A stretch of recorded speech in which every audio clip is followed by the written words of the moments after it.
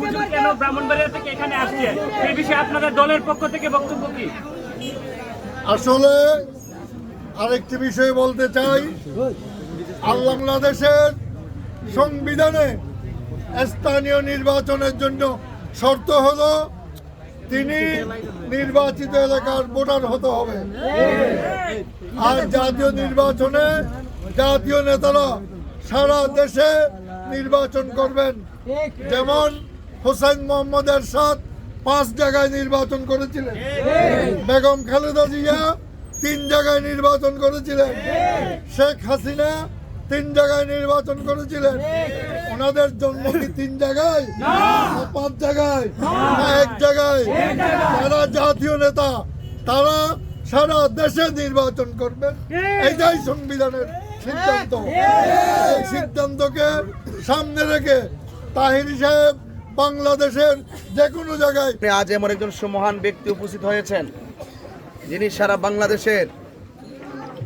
বাংলাদেশ ইসলামী ফ্রন্টের সম্মানিত মহাসচিব, যিনি দীর্ঘদিন পর্যন্ত এই মোমবাতিকে রন্ধ্রে রন্ধ্রে প্রতীকটিকে পৌঁছানোর জন্য আমরণ সংগ্রাম করেছেন। আজকে যে সহজে আমরা মোমবাতি প্রতীক পেয়েছি, দীর্ঘ 3টি যুগ অতিক্রম করার পথে যে আমরা এই মোমবাতি প্রতীক নিয়ে এই পর্যন্ত আমরা ধাপে ধাপে এই চুনারঘাটে 1996 সাল থেকে মোমবাতি প্রতীকের নির্বাচন আসছে। কথা ঠিক। তো এটা একদিনের হঠাৎ করে কোনো ফসল নয়, এটা অনেক ত্যাগের ফসল। এই জন্য বৃহত্তর সুন্নি জোট কর্তৃক সমর্থিত বাংলাদেশ ইসলামী ফ্রন্ট মনোনীত মোমবাতি প্রতীকে বিগত দিনে আপনাদের সামনে এসে ভোট চেয়ে গেছি, আবারও আজকে আপনাদের মাঝে এসেছি মোমবাতি প্রতীকে ভোট চাওয়ার জন্যে। প্রিয় চুনারুঘাটবাসী, প্রিয় মাধবপুরবাসী, করইতলাবাসী যারা এখানে উপস্থিত হয়েছেন, আপনারা বলুন, আমরা এই দেশে যারা সুন্নি আছি, এই যে বিগত 2টা বছর গেল, আমাদের এই 2টা বছর ভিতর আমরা কি দেখেছি? আমরা দেখেছি রাজনৈতিক অস্থিরতা, ঠিক কিনা বলেন?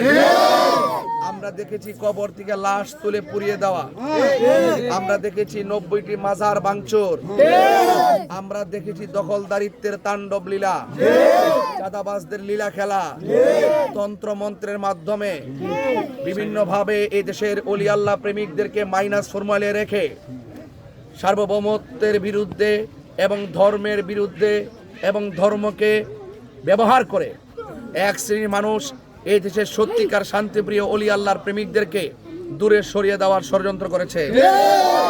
আহলুস সুন্নাত ওয়াল জামাত বারবার এটাই প্রমাণ করেছে, এই দেশে একমাত্র শান্তিপ্রিয় দল আহলুস সুন্নাত ওয়াল জামাত। রাজনৈতিক অস্থিরতা, মানুষের অধিকার ফিরিয়ে দেওয়া, সুবিধাবান বঞ্চিত মানুষের ঘরে ঘরে সুবিধা পৌঁছে দেওয়া, এবং যে খুন গুম এবং রাজনীতিতে যেমন প্রতিহিংসা চলছে, সকল প্রতিহিংসার মোকাবেলায় আহলুস সুন্নাত ওয়াল জামাত দায়িত্বহীনভাবে মাঠে ময়দানে নেমে পড়ার মূল মিশন হলো যে এই দেশ যেভাবে চলছে এইভাবে কোনো রাষ্ট্র চলতে পারে না। আমি ওয়াজ মাহফিলে যতই বড় বড় প্রস্তাব করি, সেটা সংসদে আইন হবে না। যদি সংসদে যাওয়া যায় তাহলে সংসদে আইনও পাশ করা যায়। এই দেশে যারা নবীর বিরুদ্ধে কথা বলে, তাদের বিরুদ্ধে সংসদে গিয়ে যদি আমরা প্রতিবাদ করতে পারি, প্রস্তাব করতে পারি, তাহলে অবশ্যই যারা রাসূলুল্লাহর বিরুদ্ধে কথা বলে, অবশ্যই তাদের বিরুদ্ধে সর্বোচ্চ আইন পাশ করানো যাবে। সংসদে না গেলে কি করা যাবে না? প্রিয় সুন্নি ভাইয়েরা, সিদ্ধান্ত নিতে আজ ভুল করবেন না। আজ আমি এতগুলো ব্যস্ততার ভিতরেও আমি এসেছি সেলফি তোলার জন্য নয় ভাই। বাবার আমার, আপনার আমার সুন্নি ভাই, এই করইতলাতে তাফসীর মাহফিলে আসলে আপনারা নিচে বসে বসে ওয়াজ শুনছেন, রাত্রে 2টা নাই 3টা নাই মাগরিব নাই এশা নাই আপনারা ওয়াজ শুনছেন। যে এই মানুষটারে 1 বছর 1.5 বছর আগে দাওয়াত করছেন, এই মানুষটারে মহব্বত করছেন, দিকে তো দাওয়াত করছেন, মাঠ সাজাইছেন, স্টেজ সাজাইছেন, চেয়ার সাজাইছেন, কত মায়া করছেন, কত সুন্দর আপ্যায়ন করছেন। আমিও আপনাদের সঙ্গে কি কোনোদিন বিয়াদবি করছি? কথার পর খেলাপ করছি? তো আমি প্রতিদিন আপনাদেরকে নিয়ে ধর্ম নিয়ে ইসলামী মূল্যবোধের আলোকে আপনাকে নীতি শেখানোর জন্য এবং সমাজকে মাদক মুক্ত, সমাজকে বিভিন্ন ধরনের অন্যায় অত্যাচার অবিচার থেকে মুক্ত রেখে রাসূলুল্লাহর আদর্শ অনুপ্রাণিত করার জন্য আমি কাজ করেছি। কথা বলেন ঠিক কিনা? আমি আধ্যাত্মিক চর্চায় এতদিন কাজ করেছি, এখন আমি সমাজের উন্নয়নে আমি আপনাদের পাশে এসেছি, যে অন্তত পক্ষে এই বর্তমান রাজনৈতিক অস্থিরতাকে স্থিতিশীল আনার জন্য অবশ্যই সংসদে আহলুস সুন্নাত ওয়াল জামাতের প্রতিনিধি দরকার। কথা বলেন ঠিক কিনা? যদি আমরা যেতে পারি ইনসাফ ভিত্তিক রাজনীতি করব। আমরা বুঝাইয়া দিব এই দেশে যারা আমাকে ভোট দিবে সেও আমার, যারা আমাকে ভোট দিবে না তারাও আমার। আমার পক্ষে যারা সমর্থনকারী, আল্লাহ যদি আমাকে কবুল করেন আপনাদের সমর্থনে, তারা যেমন দরজা খুলে ঘুমাবে, অন্তত যারা আমাকে ভোট দিবে না তারাও দরজা খুলে ঘুমাবে, আর আমি আপনাদের পাহারাদার হয়ে থাকবো। এই জন্য আমি মুখে বড় কথা বলবো না, তবে এতটুকু বলবো, আপনারা আমার পাশে থাকুন। আমি মানবিকভাবে আপনাদের তরে, আপনাদের ধারে ধারে আজকে কয়েকটা মাস ধরে ঘুরতেছি। তবে একটা কথা বলি সুন্নি ভাইরা, সময় সব সময় আসে না। এবার যদি সিদ্ধান্ত নিতে ভুল করেন তাহলে মনে রাখবেন এই দেশের সার্বভৌমত্ব হুমকির মুখে পড়বে, এবং দেশের মানুষ যারা ধর্মের নামে উগ্রতা ছড়ায়, এদের উগ্রতার কাছে আমাদের শান্তিপ্রিয় সুফি জনতা, সুন্নি জনতা তারা অনেকটাই ধরাশয়ী হবে। এই জন্য সকল মানুষের অধিকার প্রতিষ্ঠা এবং এই দেশের মানুষের অধিকার প্রতিষ্ঠার জন্য, এই দেশের সার্বভৌমত্ব সুরক্ষার জন্য আমি আপনি আমরা মিলেমিশে এই দেশের হাল ধরতে হবে, এই দেশের মানুষের হাল ধরতে হবে। কথা মার্কাটা কি মনে আছে? কি মনে আছে? মোমবাতি নিজে জ্বলে আরেকজনকে, নিজে জ্বলতে জ্বলতে শেষ হয়ে আরেকজনকে আলোকিত করে। কথা বলেন ঠিক কিনা? আমি কথা দিয়ে যাচ্ছি,